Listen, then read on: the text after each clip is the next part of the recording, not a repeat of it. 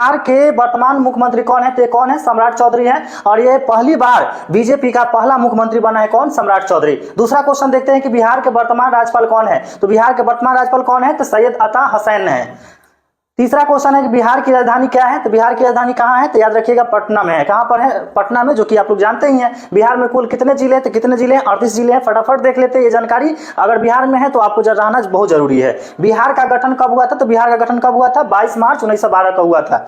और 22 मार्च को हम लोग क्या मनाते हैं? तो बिहार दिवस मनाते हैं। और इसी 22 मार्च को एक दो चीज और मनाया जाता है। कौन सा है? आप कमेंट में बताइए। अब नेक्स्ट चलते हैं 6 नंबर। बिहार से अलग होकर कौन सा राज्य बना था? यानी कहने में बिहार से जब अलग हुआ था तो कौन सा राज्य बना था 2000 में? तो याद रखिएगा झारखंड बना था। कौन बना था? तो 2000 ईस्वी में कौन बिहार से अलग हुआ था? तो झारखंड अलग हुआ था। 7 नंबर क्वेश्चन देखते हैं कि बिहार के पहले मुख्यमंत्री कौन थे? तो बिहार के प्रथम मुख्यमंत्री की बात किया जाए तो वह प्रथम मुख्यमंत्री कौन थे? तो श्री कृष्ण सिंह थे। 8 नंबर क्वेश्चन चलेंगे हम लोग देखने, बिहार के पहली महिला मुख्यमंत्री कौन थी? तो बिहार की अगर पहली मुख्यमंत्री महिला में पूछा जाएगा तो ये कौन थी? राबड़ी देवी, जो लालू यादव जी की पत्नी थी। 9 नंबर क्वेश्चन देखेंगे कि बिहार के सबसे लंबी नदी कौन है? तो बिहार की सबसे लंबी नदी जो है वह कौन सी है? तो गंगा नदी है। और आगे चलते हैं 10 नंबर क्वेश्चन कि बिहार का सबसे बड़ा जिला कौन सा है? तो बिहार का सबसे बड़ा जिला जो है वो कौन है? तो याद रखिएगा पश्चिम चंपारण है। क्या है? पश्चिम चंपारण है। अब हम लोग चलते हैं नेक्स्ट क्वेश्चन की तरफ। 10 नंबर क्वेश्चन देख चुके हैं। अब चलते हैं हम लोग 11 की तरफ। 11 नंबर क्वेश्चन यहाँ देखिए क्या है।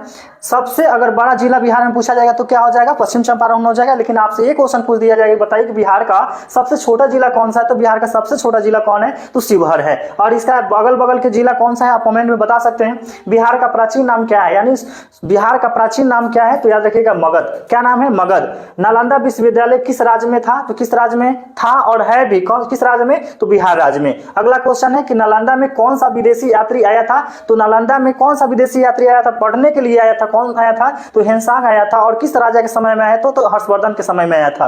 चलिए आगे देखते हैं 15 नंबर क्वेश्चन कि बिहार का उच्च न्यायालय कहाँ स्थित है? तो बिहार का उच्च न्यायालय कहाँ है? तो पटना में है। 16 नंबर क्वेश्चन देखेंगे बिहार की आधिकारिक भाषा क्या है? तो बिहार की आधिकारिक भाषा जो है वो हिंदी है। अब हम लोग चलते हैं 17 नंबर क्वेश्चन की तरफ। 17 नंबर क्वेश्चन है कि बिहार में लोकसभा सीटों की संख्या कितनी है? तो बिहार में लोकसभा सीटों की संख्या जो है वो 40 है। इसके साथ आपसे भी क्वेश्चन पूछ सकता है कि बिहार में विधानसभा सीटों की संख्या कितना है? और ये तो क्वेश्चन दे ही दिए हैं। अब देखेंगे हम लोग राज्यसभा नहीं दिया गया तो इसको इंक्लूड कर लेंगे।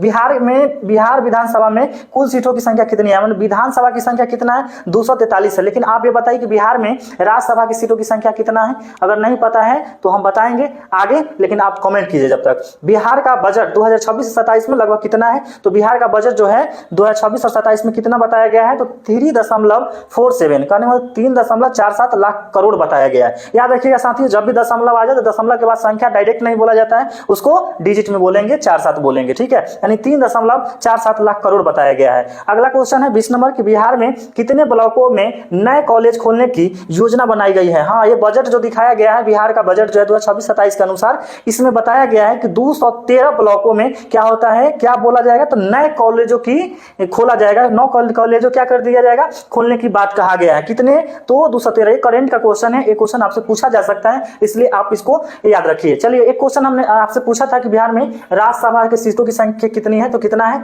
तो याद रखिएगा 16 है। कितना है? 16 है। अब हम लोग चलते हैं नेक्स्ट 20 नंबर क्वेश्चन देख चुके हैं। अब हम लोग चलते हैं 20 के बाद 21 नंबर क्वेश्चन आपके सामने दिख रहा होगा बोर्ड पर।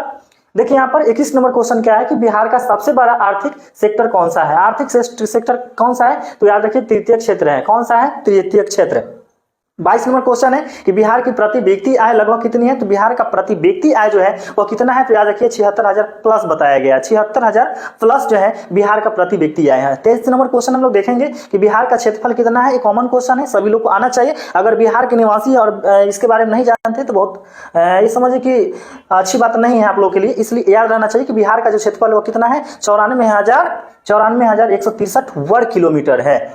यहाँ देखिए बिहार का सबसे, आप कमेंट में भी बताइए हमको कि बिहार का जो होता है लंबाई कितना है और बिहार का चौड़ाई कितना है, ये भी बताइए। कहने का मतलब होता है उत्तर से दक्षिण की जो होता है उसका लंबाई कितना है और पूर्व से पश्चिम का चौड़ाई कितना है, ये कमेंट में आप बताइए। चलिए अब चलते हैं हम लोग क्वेश्चन, और अक्षांश और क्या बोलते हैं, अक्षांश देशांतर भी पता है तो आप कमेंट में बता सकते हैं। चलिए बिहार 24 नंबर क्वेश्चन है कि बिहार का सबसे प्रसिद्ध प्राचीन साम्राज्य कौन सा था। तो सबसे प्राचीन जो साम्राज्य था वो कौन सा था, याद रखिए मौर्य साम्राज्य। और इस मौर्य साम्राज्य की स्थापना किसने किया था, चंद्रगुप्त मौर्य ने किया था।